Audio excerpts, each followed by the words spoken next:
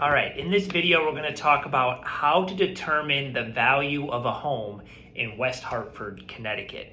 Now, before we dive in, just click subscribe quickly. I'm committed to bringing new information each week, homes for sale, information about the town of West Hartford to people wanting to find a little bit more information about our community. So don't be shy.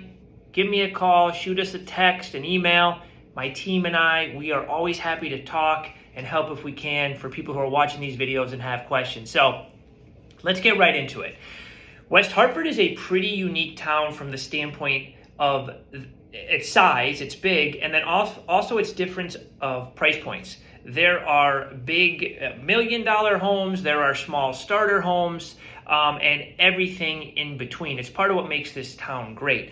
So one of the really important things about determining home value here is you have to look at similar areas, right? You want to look at maybe a mile radius or so, give or take, and make sure you're comparing the same side of town, same school districts, etc. That way you're getting an apples to apples comparison versus taking one home on one side of the town and finding a similar square footage home on the opposite side of town. That's going to be less impactful. We really want to look and narrow that range, okay?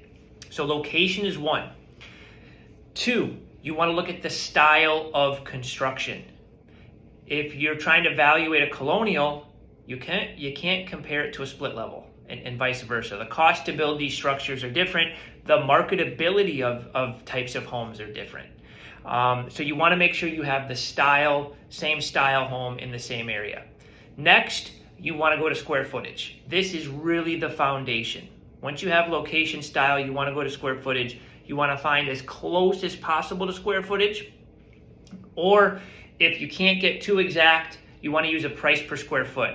The great thing about West Hartford is because the town's so big, there is usually a large sample size of data to search for recent sales for comps in the past 3 to 6 months.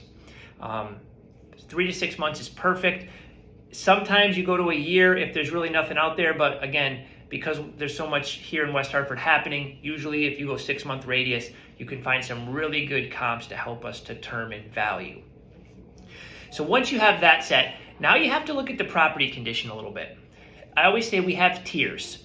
You're never going to find an exact match to an exact match in terms of property condition, but we do have tiers. Your top level tier is your completely updated home.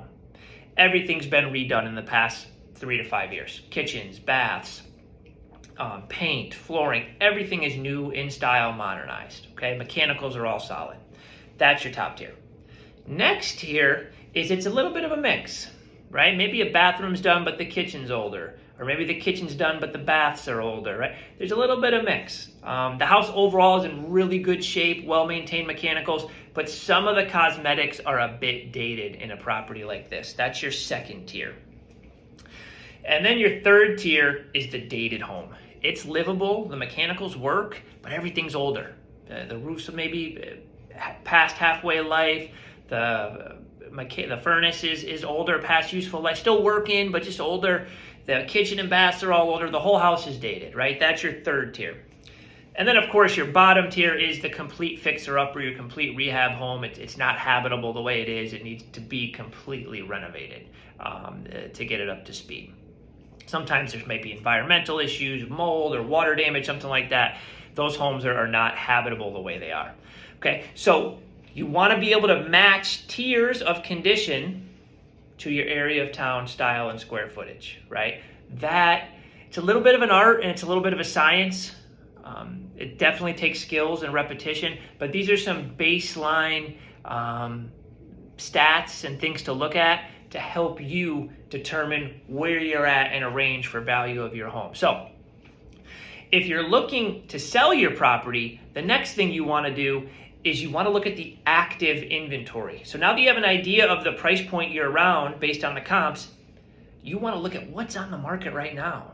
And how can you strategically position yourself so that your home is going to stand out against the competition and that you're not priced a little bit higher. If you're priced 5% higher than a home that's also in line with those comps, it's going to be tough, right? But if you're priced in line or a little bit below it, now your home's going to stand out and get all the attention. So this is something that you want to look at as well if you're determining value. I thought this video would be helpful because whether you're purchasing a home or thinking about selling and maybe moving up or down, having an idea of where to start to get some baseline numbers to see if you're in range or not with value is critical. And of course, myself, my team, we're always happy to come over and take an in-depth strategic look and dive into all these numbers. Sometimes homeowners want to take preliminary looks on their own, so I thought this video would be helpful. If you have any questions, again, please don't be shy. Call, text, email. We're here. Hope this helps.